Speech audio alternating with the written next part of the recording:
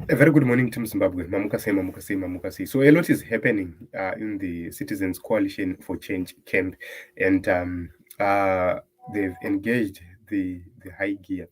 They are ready for change. Let me take a look on what is happening in Buhera, Buhera West, Ward 5, if I'm not mistaken. But the word of change is being galvanized, and let us take a look on what this champion had to say.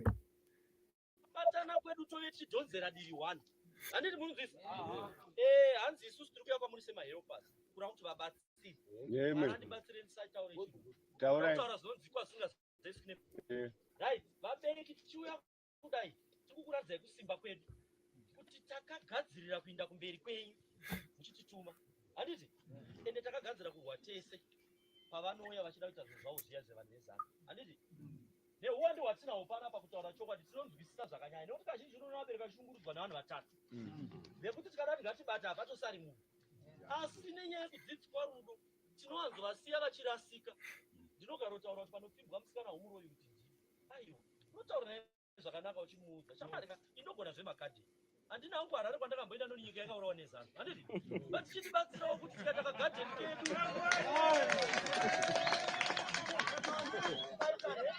zvinotengesa kwamurambinda haumboshayi zambia kana matenisi ndo zvinoitwa neanopfimba hauzonyebisire kuti chakuigira gonyeti shuwa rinofamba nepapiri wazoiwa nepi mari iyoyo yekuti udaro muchaona kuti varume ava vanomhanya kwokupedzisira vachida kuvhara imo yenyu ndakaona kugokwe musoro vachipiwa masipunu eplastiki vabereki wakutobuda mudzimba asi vaine esimbi chakasimba ndechipi cheplastic kana chesimbi hamusi kungoona here kuti shuwa vabereka tisatoonesana plasatianika kusabvuma kutenda katiita kana tichiuya ndakwaura mukoma wangu wausai vachitaura ichiya kuti mwana unobwera akapindura pamunyira patinozira tese handiti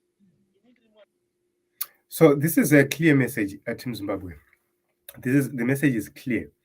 Citizens Coalition for Change is not riding on lies.